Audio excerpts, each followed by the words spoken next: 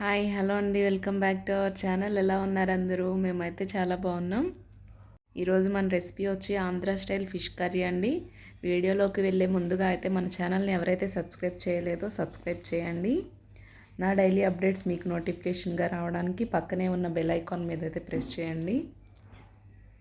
వీడియోని అయితే ఎక్కడా కూడా స్కిప్ చేయకుండా చూడండి. ఆలస్యం చేయకుండా వీడియోలోకి అయితే వెళ్ళిపోదాం. అల్లం వెల్లుల్లి పేస్ట్ వేయకుండా నీచు వాసన రాకుండా ఎలా చేయాలో అనేది నేనైతే ఈ వీడియోలో చెప్తాను. వీడియోని అయితే ఎక్కడా కూడా స్కిప్ చేయకండి. కావాల్సిన పదార్థాలు అయితే తీసేసుకుందాం. ముందుగా చింతపండు అయితే తీసుకోవాలండి. చింతపండు కొంచెం ఎక్కువే పడుతుంది. చింతపండు సరిపడా తీసుకోవాలి. ఫిష్ ముక్కలను అయితే నేను అలా నీట్గా కడిగి పెట్టేసుకున్నాను. 3 ఆనియన్స్ మీడియం సైజు, 4 మిర్చి. అది చింతపండు చూడండి. ఆనియన్స్ అలా కట్ చేసుకున్నాను, మిర్చి కూడా. ఇప్పుడు పాన్ పెట్టి సరిపడా ఆయిల్ అయితే వేసుకోవాలి. ఫిష్ కర్రీ కదా, కొంచెం ఎక్కువ వేసుకోవాలి. జీలకర్ర కొంచెం వేసుకున్నాను.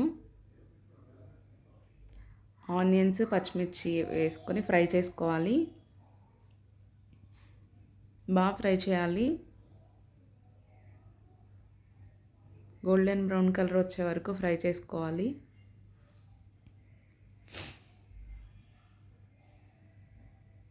మూత పెట్టేసాను. ఇప్పుడైతే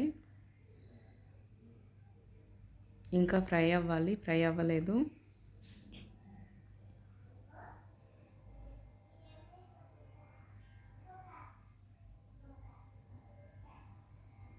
చూడండి, ఇప్పుడైతే ఫ్రై అయింది. కరివేపాకు వేసేసాను.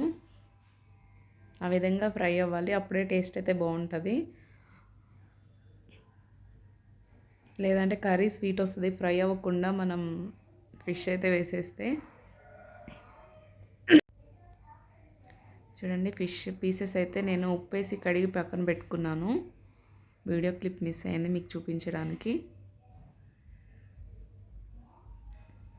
నా దగ్గర పెద్ద గిన్నె లేక నేను చిన్న గిన్నెలోనే వండుతున్నాను. చూడండి, గల్లుప్పు అయితే వేసాను, సరిపడా వేసుకోవాలి. కారం కూడా వేసేసాను. కారం కూడా ఎక్కువ వేసుకోవాలి, లేదంటే నీచు వాసన వస్తుంది. చింతపండు నానబెట్టి పక్కన పెట్టుకున్నాను కదా, దాని గుజ్జు తీసి వేయాలి ఇప్పుడు.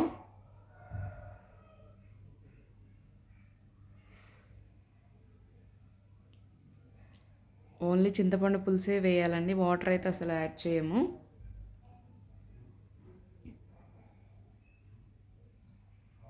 ముక్క మునిగేంత వరకు అయితే చింతపండు పులుసు వేస్తాము. చూడండి, అలా ఉండాలి. ఇప్పుడు మూత పెట్టేసి మీడియం టు హై ఫ్లేమ్లో ఉంచుకోండి. ప్లేట్ తీసి చూస్తే ఉడుకుతూ ఉంది.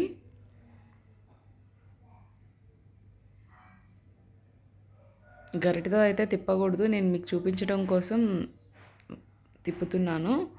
క్లాత్ పట్టుకొని డైరెక్ట్గా గిన్నెని తిప్పాలి. పద్దాక గరిటెతో తిప్పితే ముక్కలు అనేవి ఊడిపోతాయి. చూడండి, ఆల్మోస్ట్ దగ్గరకు వచ్చేసింది. పులుసు నీళ్ళుగా ఉంటే అంత టేస్ట్ బాగోదండి, బాగా చిక్కబడిపోవాలి.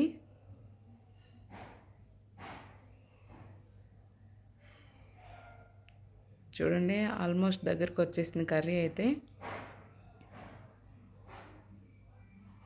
రెడీ అయిపోయింది. ఫిష్ కర్రీ ఎగిరిపోయింది పులుసు అంతా. అయితే మనకి పైన ఆయిల్ అలా తేలితేనే కర్రీ అయితే టేస్ట్ ఉంటుంది.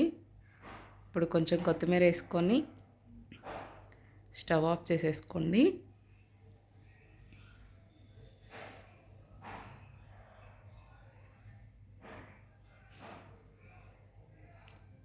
ఫిష్ పులుసు అయితే రెడీ అయిపోయింది. మీరు కూడా తప్పకుండా ఈ విధంగా ట్రై చేయండి. మీకు ఎలా వచ్చిందో కామెంట్ సెక్షన్లో అయితే కామెంట్ చేయండి.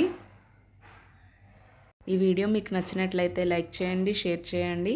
తప్పకుండా మన ఛానల్ని అయితే సబ్స్క్రైబ్ చేసుకోండి. Thank you for watching. Bye bye.